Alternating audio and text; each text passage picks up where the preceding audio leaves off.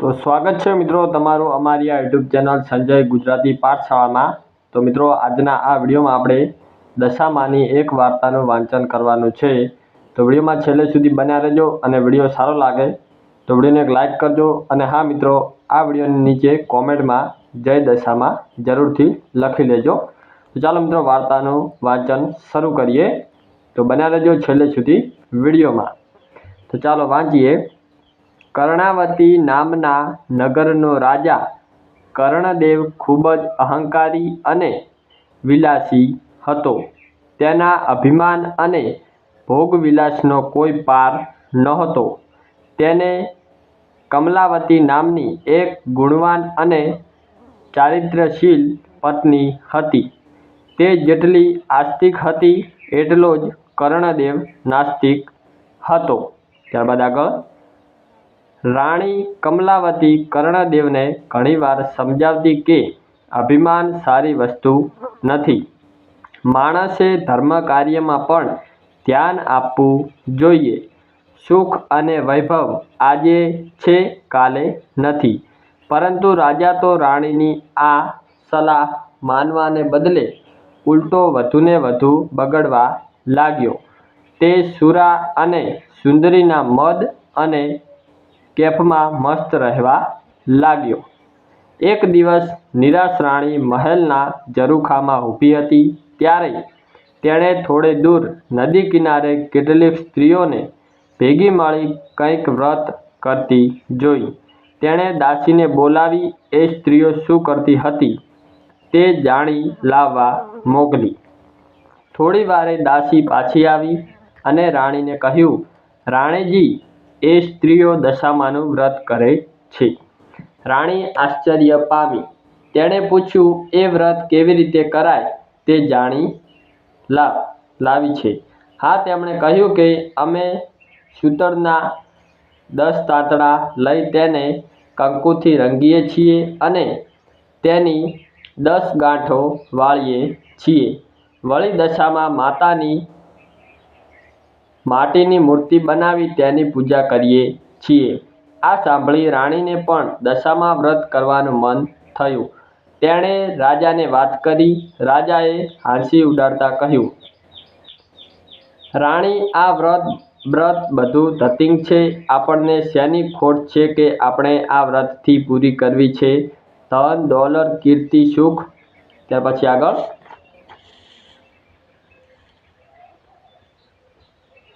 સાહેબી સંતતિ બધું જ આપણી પાસે છે। તો પછી તારે આ વ્રત કરવાની શી જરૂર?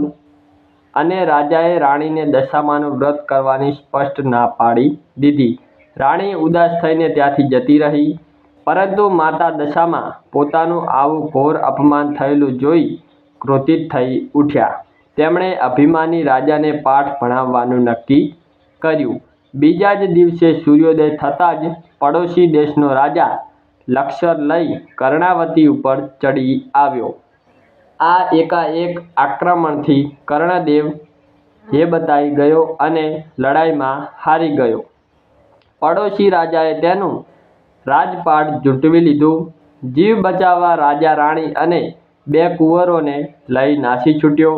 રસ્તામાં રાણીએ કહ્યું, તમે મને દશામાં વ્રત કરવાની મનાઈ કરેલી એથી માતાજીનો કોપ તમારા ઉપર ઉતર્યો છે। રાજાએ આ વાત સાંભળી રાણીને મારી। આમ ભૂખ તરસ થાક અને ત્રાસ વેઠતા વેઠતા રાજા રાણી અને 2 કુંવરો એક વાડીમાં પહોંચ્યા। ત્યાં થાક ઉતારવા બેઠા ત્યાં તો એકાએક વાડીના બધા ફૂલ ઝાડ કરમાઈ ગયા। રાજા રાણી અને બંને કુંવરો આ જોઈ હબક ખાઈ ગયા। ત્યાં માળી આવી ચડ્યો। તેણે પણ આ દ્રશ્ય જોયું અને વિચારવા લાગ્યો કે માનો ન માનો પણ આ લોકો જરૂર અકર્મી લાગે છે। નહીંતર હરીભરી લીલોતરી આ રીતે ક્ષણમાં સૂકી ભડ થાય નહીં। એમને હળધૂત કરી કાઢી મૂક્યા। રાજા રાણી અને બંને કુંવરો નિરાશ વદને ત્યાંથી આગળ ચાલવા લાગ્યા। થોડે દૂર ગયા પછી એક વાવ આવી। વાવ જોઈ બધાને પાણી પીવાનું મન થયું। કુંવરો તો ઝડપથી ચાલતા ચાલતા વાવના પગથિયાં ઉતરવા લાગ્યા। પરંતુ વાવમાં ગયા તો બંને કુંવરો અદૃશ્ય થઈ ગયા। રાજા અને રાણી બંને કારમું કલ્પાત કરી ઉઠ્યા. રાજાને હવે મનોમન પસ્તાવો થવા લાગ્યો કે જરૂર દશામાના ક્રોધનો જ તે શિકાર બન્યો છે. પહેલાં રાજ ગયું અને હવે કુંવરો. રાજાએ રાણીને કહ્યું, રાણી રડીશ નહીં. જેણે કુંવરો આપ્યા તેણે જ કુંવરો પાછા લઈ લીધા છે. રાજા અને રાણી આગળ ચાલ્યા. ચાલતા ચાલતા તેઓ એક ગામના પાદરે પહોંચ્યા. રાજા આનંદિત થઈ ઉઠ્યો અને કહ્યું, રાણી, આ તો મારી બહેનનું ગામ. ચાલ મારી બહેનને મળવા જઈએ. રાજાએ એક માણસને બોલાવી પોતાના આગમનનો સંદેશો આપવા બહેનને ત્યાં મોકલ્યો. બહેને પોતાના ભાઈ માટે પિત્તળના કડામાં સુખડી ભરીને મોકલાવી. એ કડામાં એક સોનાનું સાંકળું પણ મૂક્યું. રાજાએ કડામાં જોયું તો સુખડીની જગ્યાએ કોલસા અને સાંકળાની જગ્યાએ ફૂંફાડા મારતો કાળોતરો નાગ હતો. આ જોઈ રાજા ક્રોધથી રાતો પીળો થઈ ગયો. તેના માન્યામાં ન આવ્યું કે તેની સગી બહેને કડામાં તેના માટે શાપ મોકલાવ્યો હતો, પરંતુ તે હકીકત હતી. રાજા માથું પકડી વિચાર કરવા લાગ્યો તો તેને સમજાયું કે આ બધું દશામાના ક્રોધનું પરિણામ છે. આથી તેણે કડના ભોંયમાં જ દાટી દીધો. રાજા અને રાણી આગળ વધ્યા. ચાલતા ચાલતા એક નદી આવી. નદી કિનારે ચીભડાની વાડી હતી. રાણીને ખૂબ ભૂખ લાગી હતી. તેણે રખેવાળને એક ચીભડું આપવા કહ્યું. રખેવાળને રાણી ઉપર દયા આવી. તેણે રાણીને એક ચીભડું આપ્યું. રાણીએ ચીભડાને સાડીના છેડાથી ઢાંકી દીધું. રાણીને થયું કે કોઈ કૂવાના કિનારે શાંતિથી ચીભડું ખાઈ પાણી પીશું. રાજા રાણી થોડે દૂર ગયા હશે ત્યાં જ તેમની પાછળ સૈનિકો આવી પહોંચ્યા. તેમણે બંનેને રોક્યા અને તેમની ઝડપી લીધી. તેમણે રાણીની સાડીના છેડામાં ઢાંકેલું નાસી ગયેલા રાજકુંવરનું માથું સંતાડેલું મળ્યું. મા દશામાના ક્રોધના લીધે રખેવાળે આપેલું ચીભડું રાજકુંવરનું માથું બની ગયું હતું. સૈનિકો ક્રોધે ભરાયા અને તેમને દોરડેથી બાંધી રાજાની સામે લઈ ગયા. રાજાએ પણ ગુસ્સે થઈ તેમને તાત્કાલિક જેલમાં પૂરી દેવાનો આદેશ કર્યો. જેલમાં બેઠા બેઠા રાજા રાણી આ ઘટના ઉપર શાંત ચિત્તે વિચારવા લાગ્યા. તેમને ખાતરી થઈ ગઈ કે જે કંઈ બનાવો બની રહ્યા હતા તે બધા દશામાના કોપને લીધે જ બની રહ્યા હતા. તેથી હવે એનકેન પ્રકારે દશામાના ક્રોધને તો શાંત પાડવો જ રહ્યો. આથી દશામાને રીઝવવા રાણીએ તેમની તપસ્યા શરૂ કરી. 10 દિવસ સુધી રાજા રાણીએ માના નામના જપ કર્યા અને નકોરડા ઉપવાસ કરી માની માનસિક સેવા પૂજા કરી. પોતે કરેલી ભૂલોને ક્ષમા કરવા માની યાચના કરી.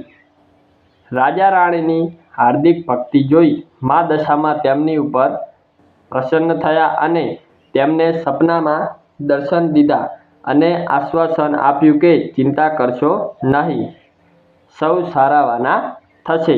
બીજા દિવસે શત્રુ રાજાને સ્વપ્નમાં આવી મા દશામાને કહ્યું, હે રાજા, તે નિર્દોષ પતિ પત્નીને વગર વિચારે જેલમાં પૂર્યા છે. તેથી કાલે સવારે તું એમને છોડી મૂકજે, નહીંતર તારો સર્વનાશ થશે. અને હા, તારો કુંવર રિસાઈને જતો રહ્યો છે તે હજી જીવિત છે. તે સવારે ત્યાં આવી જશે. સવારે કુંવર ક્ષેમ કુશળ પાછો આવી જતા શત્રુ રાજાએ રાજા રાણીને જેલમાંથી છોડી મૂક્યા. રાજા રાણી દશામાં માતાનો આભાર માનતા અને ગુણગાન ગાતા ત્યાંથી આગળ ચાલ્યા અને બહેનને ગામ આવી પહોંચ્યા. રાજાને પેલો જમીનમાં દાટેલો ઘડો યાદ આવ્યો. તેણે જમીન ખોદી ઘડો બહાર કાઢ્યો અને અંદર જોયું તો તેમાં સુખડી અને સોનાનું સાંકળું હતું. બહેનને પણ ભાઈના આગમનની ખબર પડી તો ભાઈ ભાભીને લેવા સામે આવી. થોડા દિવસ પોતાને ત્યાં રાખી બહેને બંનેની આગતા સ્વાગતા કરી. પછી રાજા રાણીએ બહેનની વિદાય લીધી અને આગળ ચાલ્યા. તેઓ પેલી વાવ પાસે આવી પહોંચ્યા જ્યાં તેમના બંને કુંવરો અદૃશ્ય થઈ ગયા હતા. વાવમાં ગયા તો એક ડોશીમા તે બંને કુંવરોને લઈને તેમની રાહ જોતા ઊભા હતા. રાજાએ પૂછ્યું, આ કુંવરો ક્યાંથી મળ્યા?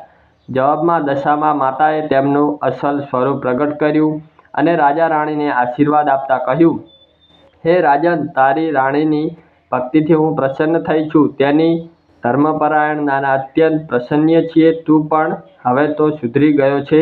જા, તને તારું જૂટવાઈ ગયેલું રાજ્ય પાછું મળશે.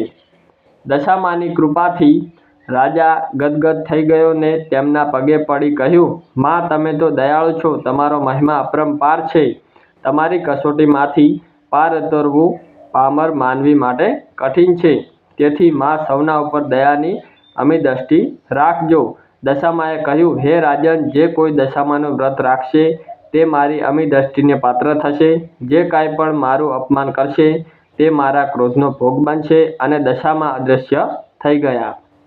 પછી રાજાએ પ્રજાનો સાથ લઈ શત્રુ રાજા સાથે લડાઈ કરી અને પોતાનું રાજ્ય પાછું મેળવ્યું. રાજાએ નિષ્ઠાથી માં દશામાનું મંદિર બંધાવ્યું અને પ્રજામાં તેમનો મહિમા વધાર્યો. માના પ્રતાપથી તેઓ સુખ શાંતિમાં જીવન પસાર કરવા લાગ્યા. જય દશામા. દશામા જેવા રાજા રાણીને ફળ્યા તેમ સર્વેને ફળજો. વ્રત કરનાર, વાર્તા લખનાર, વાર્તા વાંચનાર સર્વની દશા સુધારજો. સુખ સંપત્તિ અને સંતતિ આપજો. શ્રદ્ધા અને વિશ્વાસ અને સનિષ્ઠ પ્રદાન કરજો. જય દશામા. બોલો દશામાની જય.